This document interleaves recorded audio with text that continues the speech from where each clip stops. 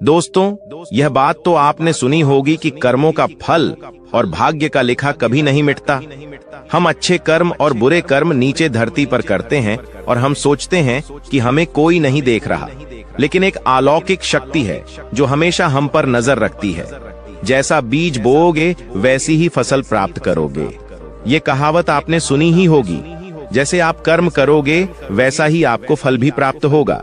लेकिन मेरा एक सवाल है, क्या आप इस बात पर यकीन करते हैं कि जैसा आप कर्म करते हैं वैसा ही आपको फल भी मिलता है? आइए इस कहानी के माध्यम से समझते हैं। दोस्तों, यह कहानी बड़ी ही शिक्षाप्रद, महत्वपूर्ण और ज्ञानवर्धक है। मेरा आपसे निवेदन है कि कहानी के अंत तक हमारे साथ में जरूर बने रहना। तो चलिए कहानी को शुरू करते हैं। बहुत समय पहले की बात है। एक गांव में रघु नाम का किसान रहता था। उसके परिवार में सिर्फ रघु और उसकी पत्नी रहती थी। एक दिन वह किसान और उसकी पत्नी अनाज बेचने के लिए दूसरे नगर गए थे। जब वह अनाज बेचकर दूसरे नगर से अपने नगर आ रहे थे, दोनों अनजान शहर में एक सुनसान रास्ते से जा रहे थे। जब वह दूसरे राज्य की सीमा से निकले तो उन्हें रास्ते में कुछ डाकू मिल गए और उन डाकुओं ने उस किसान और उसकी पत्नी के पास जो कुछ भी था वह सब कुछ लूट लिया। और इस तरह किसान और उसकी पत्नी को डाकुओं ने भिखारी बना दिया। इसके बाद डाकुओं का गिरोह वहां से चला गया। डाकू तो चले गए, लेकिन किसान और उसकी पत्नी को लूटने के बाद वह दोनों चिंता में पड़ गए और सोचने लगे कि आगे क्या किया जाए। एक तो अनजान शहर, और अनजान शहर में दोनों का बुरा हाल था, क्योंकि अनजान शहर में पैसा ही सब कुछ होता है। किसान अपनी पत्नी को लेकर अनजान शहर की तरफ बढ़ने लगा। उसे यह चिंता खाए जा रही थी कि अब मैं क्या करूं, और करूं तो करूं कैसे। वह इसी चिंता में चला ही जा रहा था कि नगर के बाहर एक महात्मा की कुटिया दिखाई दी। वह किसान अपनी पत्नी को लेकर कुटिया की तरफ चल दिया। जब वह कुटिया के पास पहुंचा तो उसे वहां पर एक महात्मा मिले, जो एक चबूतरे पर बैठे हुए अपने शिष्यों को प्रवचन दे रहे थे। महात्मा को देखकर किसान सोचने लगा, क्यों ना इन साधु महाराज को अपनी समस्या बताऊं, शायद यह मेरी समस्या का कुछ समाधान कर दें। ऐसा विचार करके वह किसान उन साधु महात्मा के पास पहुंच गया और उन्हें प्रणाम किया। फिर बहुत ही विनम्र स्वर में उसने अपनी समस्या उन महात्मा को बताई और कहने लगा, महाराज, यदि किसी तरह आप मेरी पत्नी को किसी सेठ के पास गिरवी रखवाकर मुझे कुछ पैसे दिलवा दें तो आपकी बड़ी कृपा होगी। जब साधु ने किसान की बात सुनी तो उस साधु महात्मा को उस किसान पर दया आ गई। साधु ने अपने परिचित सेठ के बारे में बताया और उस किसान को उसके पास भेज दिया। किसान अपनी पत्नी को लेकर उस सेठ के पास पहुंच गया और उस सेठ से हाथ जोड़कर कहने लगा, सेठ जी, मुझे कुछ पैसों की आवश्यकता है। मेरे पास गिरवी रखने के लिए और तो कुछ नहीं है, बस मेरी पत्नी है। आप मेरी पत्नी को गिरवी रखकर मुझे कुछ पैसे दे दीजिए। मैं उन पैसों से कोई व्यापार करके जल्दी ही आपकी रकम ब्याज सहित वापस कर दूंगा और अपनी पत्नी को आपसे छुड़ा लूंगा। तब तक मेरी पत्नी आपके दिए हुए पैसों में आपके पास गिरवी रहेगी। सेठ ने जब उस किसान की बात सुनी तो वह पैसे देने के लिए तैयार हो गया और पैसों के बदले में किसान की पत्नी को अपने पास गिरवी रख लिया। किसान सेठ के पास अपनी पत्नी को गिरवी रखकर और उस सेठ से कर्ज लेकर व्यापार करने के लिए आगे बढ़ गया। किसान ने उन रुपयों से अनाज का व्यापार शुरू कर दिया। वह अब किसान से व्यापारी बन गया। अब सस्ते दामों में किसानों से अनाज को खरीदता था और दूसरे जरूरतमंद किसानों को महंगे दामों में बेच देता था। इस प्रकार रघु ने उन पैसों से बहुत ही कम समय में अच्छा खासा धन अर्जित कर लिया। जब रघु ने खूब पैसा कमा लिया तो 8 महीने बाद फिर रघु उसी नगर में वापस लौट आया, जिस नगर में वह अपनी पत्नी को उस सेठ के पास गिरवी रखकर गया था। रघु नगर में आकर सीधा उस सेठ के पास पहुंच गया और सेठ के पास पहुंचकर कहने लगा, सेठ जी, मैं 8 महीने पहले आपके पास अपनी पत्नी को गिरवी रखकर गया था। आप अपना हिसाब करके मुझसे रुपए ले लीजिए और मेरी पत्नी को मुझे वापस लौटा दीजिए। यह सुनकर उस सेठ ने कहा, भाई क्या बताऊं, आज से 3 महीने पहले की बात है। तुम्हारी पत्नी अचानक बीमार पड़ गई और उस बीमारी के कारण तुम्हारी पत्नी की मृत्यु हो गई। मैंने तुम्हारी पत्नी का बहुत इलाज भी करवाया, अच्छे से अच्छे वैद्य को बताया, लेकिन मैं फिर भी तुम्हारी पत्नी को नहीं बचा सका। रघु ने जब उस सेठ के मुंह से यह सुना तो रघु यह सुनकर बड़ा दुखी हुआ। फिर थोड़ा धीरज रखकर उस सेठ से बोला, सेठ जी, जो होना था वह तो हो चुका है। शायद मेरे नसीब में ही ऐसा लिखा हुआ था। वह मेरे साथ रहती तब भी आयु पूरी होने पर उसे मरना ही पड़ता। होनी को कौन टाल सकता है। फिर भी आप अपने पैसे मुझसे ले लीजिए, ताकि मुझे इस बात का संतोष हो जाए कि मैंने अपना कर्ज चुका दिया और मैंने आपका कर्ज चुकाकर अपनी पत्नी को गिरवी रखने के कलंक से खुद को बचा लिया। रघु की बात सुनकर वह सेठ बोला, नहीं भाई, अब मैं तुझसे वह पैसे कैसे ले सकता हूँ। जब मैं तुम्हारी अमानत ही तुम्हें नहीं लौटा सकता तो अपना कर्ज वापस लेने का मुझे कोई हक नहीं है। रघु ने बार बार सेठ से अपना कर्ज वापस लेने का आग्रह किया, परंतु सेठ नहीं माना। उदास भाव से रघु जब वहां से निकला तो रास्ते में फिर उसी स्थान पर पहुंच गया जहां पर वह उन साधु महात्मा से पहली बार मिला था। हमेशा की तरह साधु महात्मा अपने चबूतरे पर बैठे हुए अपने शिष्यों को प्रवचन सुना रहे थे। रघु भी मन की शांति के लिए वहीं पर जाकर बैठ गया और महात्मा के प्रवचन सुनने लगा। साधु महात्मा ने जब रघु को देखा तो साधु महात्मा उसे पहचान गए और उसका हालचाल पूछने लगे। रघु ने पूरा घटनाक्रम उन साधु महात्मा को बता दिया। वह साधु एक सिद्ध महात्मा थे। रघु की बात सुनकर उस साधु ने कहा, भाई, उस सेठ ने तेरे साथ धोखा किया है। तेरी पत्नी निश्चित रूप से जीवित है। भाई, तेरी पत्नी को या तो उस सेठ ने अपने घर में छुपा लिया है या फिर उस सेठ ने तेरी पत्नी को अपने किसी परिचित के यहाँ दूर किसी जगह पर भेज दिया है। अब तू ऐसा कर, यहाँ के राजा के पास चला जा और राजा के दरबार में जाकर प्रार्थना करना कि राजा साहब मेरी पत्नी को सेठ से दिलवा दो, क्योंकि इस नगर का जो राजा है वह बहुत ही बुद्धिमान व्यक्ति है। वह निश्चित ही तेरी पत्नी को उस सेठ पर जोर डालकर तुझे दिलवा देगा। उसके दरबार में ही तुम्हारा फैसला होगा। जब रघु ने उस साधु महात्मा की बातों को सुना तो रघु उस साधु महात्मा की बात मानकर राजा के दरबार में जाने के लिए चल दिया। रघु राजा के दरबार में पहुंच गया और राजा के दरबार में पहुंचकर राजा से गुहार लगाने लगा कि महाराज, मेरी पत्नी को सेठ से मुझे दिलवा दीजिए। महाराज, मैंने सेठ के कुछ धन उधार लिया था। बदले में अपनी पत्नी को सेठ के पास गिरवी रख कर गया था। जब मैं धन लेकर अपनी पत्नी को उस सेठ के पास लेने गया तो वह कह रहा है कि उसका देहांत हो गया है। वह झूठ बोल रहा है। रघु की प्रार्थना सुनकर राजा ने सेठ को दरबार में बुलाया और उससे कहा, सेठ, क्या यह बात सच है कि यह किसान कुछ रुपयों के बदले में अपनी पत्नी को तुम्हारे पास गिरवी रख कर गया था? सेठ ने स्वीकार करते हुए कहा कि हाँ राजन, किसान की यह बात बिल्कुल सच है। राजा ने फिर कहा, तुम इसकी पत्नी को क्यों नहीं लौटा रहे हो? राजा की बात सुनकर वह सेठ बोला, कैसे लौटा सकता हूँ महाराज? मैंने इस किसान को बता तो दिया कि आज से 3 महीने पहले इसकी पत्नी की मृत्यु हो चुकी है। महाराज, अब मैं धर्मराज के पास जाकर तो इसकी पत्नी को वापस नहीं ला सकता। राजा ने पूछा, कोई गवाह है तुम्हारे पास जो इस बात की पुष्टि कर दे कि इसकी पत्नी की मृत्यु हो चुकी है? तो सेठ बोला, जी महाराज, इस बात की पुष्टि वह अच्छी तरह से कर देगा जिसने इस व्यापारी की पत्नी का इलाज किया था। वह 4 व्यक्ति भी इस बात की गवाही दे देंगे जो इसकी पत्नी को शमशान में जलाकर आए थे। उस सेठ ने यह बात इतने आत्मविश्वास के साथ कही कि राजा को भी उस पर भरोसा हो गया। तब राजा ने रघु से कहा, भाई, अगर तुम्हारी पत्नी जीवित होती तो हम तुम्हें अवश्य दिलवा देते। अब तो हमारी भी मजबूरी है। इस प्रकार राजा ने रघु को समझा बुझाकर वापस भेज दिया। रघु फिर से साधु महात्मा के पास पहुंच गया और जो कुछ दरबार में राजा और सेठ ने कहा वह सारी बातें साधु महात्मा को बता दी। यह सब सुनकर उस ज्ञानी महात्मा ने कहा, मैंने राजा को इतना विवेकहीन नहीं समझा था। मुझे दुख है कि उसने तुम्हारे साथ कोई न्याय नहीं किया।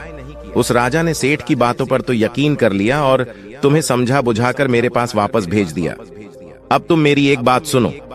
तुम एक बार फिर से राजा के पास जाओ और उसे कहना कि सिर्फ 3 घंटे के लिए वह अपनी राज गद्दी पर मुझे बैठने का अधिकार दे दें। तब मैं राजा को बताऊंगा कि न्याय कैसे किया जाता है और न्याय किसे कहते हैं। रघु एक बार फिर से राजा के दरबार में पहुंचा और जैसा उस साधु महात्मा ने कहा था उसने राजा से कह दिया। राजा ने रघु की यह बात सुनी तो यह सुनकर राजा ने कहा, मुझे 3 घंटे के लिए राजगद्दी छोड़ने में कोई ऐतराज नहीं है। यदि ऐसा करने से तुम्हें न्याय मिल जाएगा तो मैं 3 घंटे के लिए उस साधु महात्मा के लिए अपनी राजगद्दी छोड़ दूंगा। तुम उन महात्मा को राज दरबार में ले आओ। रघु ने जब राजा के यह वचन सुने तो रघु साधु महात्मा के पास गया और उन साधु महात्मा को राज दरबार में ले आया। जब साधु महात्मा राज दरबार में पहुंच गए तो राजा ने अपनी राजगद्दी उन साधु महात्मा को सौंप दी। फिर राजगद्दी पर विराजमान होते ही साधु महात्मा के सामने उस सेठ को दरबार में प्रस्तुत किया और उससे कहा, सेठ जी, आपने कहा कि इस किसान की पत्नी आपके पास रहते हुए 3 महीने पहले ही स्वर्ग सिधार गई और आपका कहना है कि आपके पास इसकी पत्नी के मरने के गवाह भी मौजूद हैं। क्या मैं उन गवाहों से मिल सकता हूं? फिर राजा बने साधु महात्मा के आदेश पर सेठ के गवाह पेश किए गए। सबसे पहले साधु ने उस वैद्य को बुलाया जिसने रघु की पत्नी का इलाज किया था। साधु ने वैद्य से पूछा, क्यों भाई, आपने ही हरीश की पत्नी का इलाज किया था? वैद्य बोला, जी हुजूर, मैंने ही रघु की पत्नी का इलाज किया था। वैद्य की बात सुनकर वह साधु बोला, अच्छा वैद्य जी, मुझे ये बताओ कि तुम रघु की पत्नी का इलाज करने के लिए सेठ के घर जाते थे या फिर रघु की पत्नी इलाज करवाने के लिए तुम्हारे पास आती थी? राजा बने साधु महात्मा की बात सुनकर वह वैद्य राजा से बोला, महाराज सेठ जी मेरे औषधालय पर स्वयं आकर दवा ले जाते थे। साधु बोला, यानी तुम विश्वास के साथ यह नहीं कह सकते कि वह दवा सेठ रघु की पत्नी के लिए ही ले जाता था या फिर किसी और के लिए? साधु की बात सुनकर वह वैद्य बोला, हाँ महाराज, यह बात मैं यकीन के साथ तो नहीं कह सकता कि सेठ किसके लिए दवाई ले जाते थे, लेकिन सेठ जी मुझसे दवाई जरूर ले जाया करते थे। वैद्य की बात सुनकर वह साधु बोला, इसका मतलब तो यही हुआ कि तुम मरीज को बिना देखे ही दवाइयां देते हो। यह तो बहुत ही गंभीर है। तुम दवा के स्थान पर किसी को जहर भी तो दे सकते हो, और हो सकता है तुम्हारे द्वारा दिए हुए जहर से ही रघु की पत्नी की मृत्यु हुई हो। उस साधु की यह बातें सुनकर वैद्य का चेहरा डर के मारे पीला पड़ने लगा और वह भयभीत स्वर में बोला, नहीं हुजूर, ऐसा हरगिज नहीं हो सकता। मैं अपने किसी मरीज को दवा के बदले भला जहर क्यों दूंगा? और इस तरह से मेरी सारी मान प्रतिष्ठा भी धूल में मिल जाएगी। वैद्य की बात सुनकर वह साधु महात्मा बोले, अब तो तुम ऐसा ही कहोगे। मैं तुम्हें अपने कर्तव्य के प्रति लापरवाही करने के और एक मरीज के जीवन से खिलवाड़ करने के अपराध में 50 कोड़े लगाने का आदेश देने जा रहा हूं। इसके साथ ही तुम्हारा मुंह काला करके सारे नगर में तुम्हें घुमाया भी जाएगा। अब तुम सोच लो, वैद्य सच बोलोगे या फिर मैं सैनिकों को तुम्हें गिरफ्तार करने का आदेश दूं? यह सुनकर वैद्य का शरीर कांपने लगा और वह उस साधु के कदमों में जा गिरा और बोला, हुजूर, मुझे माफ कर दीजिए। मैं स्वीकार करता हूं कि मैंने सेठ के किसी मरीज का कोई भी इलाज नहीं किया। सेठ ने तो मुझे पैसे दिए थे और कहा था कि यदि गवाही की आवश्यकता पड़े तो ऐसा कहकर उसके पक्ष में गवाही दे दूं।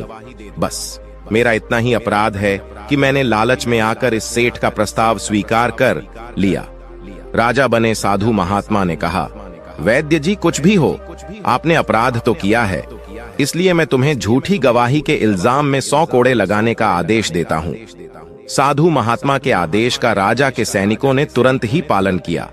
सैनिकों ने तत्काल ही उस वैद्य को पकड़ लिया और भरे दरबार में उसे कोड़े लगाने लगे।